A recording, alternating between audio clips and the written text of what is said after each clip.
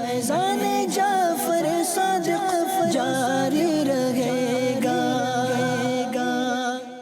अल्हम्दुलिल्लाहि रब्बिल आलमीन वस्सलातु वस्सलामु अला सय्यिदिल मुरसलीन अम्मा बाद फ़अऊज़ु बिल्लाहि मिनश शैतानिर रजीम बिस्मिल्लाहिर रहमानिर रहीम अस्सलातु वस्सलामु अलैका या रसूलल्लाह व अला आलिका व अस्हाबिका या हबीबल्लाह। आज बात करनी है राकिबे दोश मुस्तफ़ा, इमाम अर्श मकाम, इमाम हुमाम, इमाम तिश्ना काम, शहीद करबला सैयदुना इमाम हुसैन रदियल्लाहु ताला अन्हो के पड़पोते हज़रत सैयदुना इमाम जाफ़र सादिक़ रदियल्लाहु ताला अन्हो की। जी हाँ, वही इमाम जाफ़र सादिक़ रदियल्लाहु ताला अन्हो के जिनकी कूंडे की नियाज़ माह रजब के अंदर मनाई जाती है। हज़रत सैयदुना इमाम जाफ़र सादिक़ रदियल्लाहु ताला अन्हो की मुबारक पैदाइश 17 रबीउल अव्वल 80 या 83 सन हिजरी पीर शरीफ के मुबारक दिन में और बहुत ही मुबारक शहर मदीना मुबारक में होती है। आपकी कुन्नियत अबू अब्दुल्ला और अबू इस्माइल है। आपके अलक़ाबात में से ताहिर, फ़ाज़िल और सादिक़ भी है, और सबसे ज़्यादा मशहूर लक़ब आपका सादिक़ है। और ये इस वजह से पड़ा कि आप हमेशा सच बोला करते थे, यानी आप इसमें बामुसम्मा थे। हज़रत सैयदुना इमाम जाफ़र सादिक़ रदियल्लाहु ताला अन्हो की वालिदा मोहतरमा का नाम हज़रत उम्मे फ़रवा बिन्त क़ासिम बिन मोहम्मद बिन अबू बकर सिद्दीक़ रदियल्लाहु ताला अन्हुम अजमाइन है, जबकि सैयदुना इमाम जाफ़र सादिक़ रदियल्लाहु ताला अन्हो के वालिद मोहतरम का नाम इमाम मोहम्मद बाक़िर बिन अली ज़ैनुल आबिदीन बिन इमाम हुसैन रदियल्लाहु ताला अन्हुम अजमाइन है।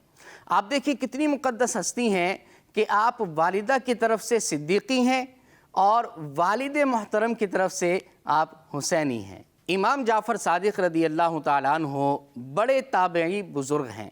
आपने 2 मुक़द्दस सहाबा की ज़ियारत की है, जिनमें से एक हज़रत सैयदुना अनस बिन मालिक रदियल्लाहु ताला अन्हो हैं और दूसरे सैयदुना सहल बिन साद रदियल्लाहु ताला अन्हो हैं। हज़रत इमाम जाफ़र सादिक़ रदियल्लाहु ताला अन्हो से आपके शहज़ादे सैयदुना इमाम मूसा काज़िम, हज़रत इमाम अबू हनीफ़ा और इसी तरह इमाम मालिक और इसी तरह हज़रत सैयदुना सुफ़ियान सौरी और हज़रत सैयदुना सुफ़ियान बिन उयैना रदियल्लाहु ताला अन्हुम अजमाइन ने फैज़ पाया है। हज़रत सैयदुना इमाम जाफ़र सादिक़ रहमतुल्लाहि ताला अलैह आप कैसे मालिक जन्नत थे, आइए इसके बारे में सुनते हैं।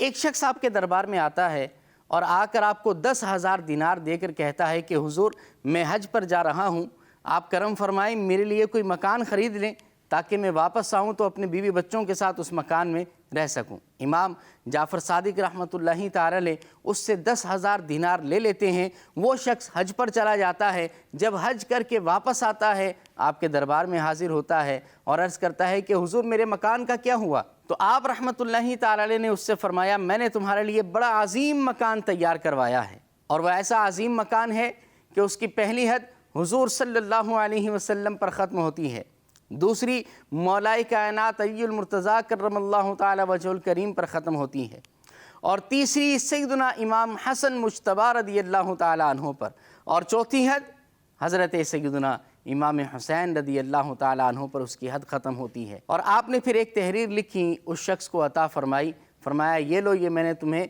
ज़मानत देता हूँ, और लिख के भी दे दी है। वो शख्स आपके दरबार से अपने घर वापस जाता है, कुछ ही दिनों में बीमार होता है और उसकी मौत का वक्त आता है, दुनिया से रुखसत हो जाता है। उसने अपनी ज़िंदगी में ये वसीयत कर रखी थी कि अगर मैं मर जाऊं तो ये इमाम जाफ़र सादिक़ की तहरीर मेरे साथ कब्र में दफना देना। चुनाचे उसकी वसीयत पर अमल किया जाता है। उस शख्स की तदफीन के बाद दूसरे दिन उसके लवाहिकीन जब कब्र पर जाते हैं तो वो तहरीर कब्र पर ऊपर मौजूद होती है, और उसकी बैक साइड पर ये लिखा होता है कि सैयदुना इमाम जाफ़र सादिक़ रहमतुल्लाह अलैह ने इस शख्स से जो वादा किया था रब्बे करीम ने उसे पूरा फरमा दिया है, यानी जन्नत में अज़ीम महल और मकान अता फरमा दिया है। ऐसे होते हैं अल्लाह वाले।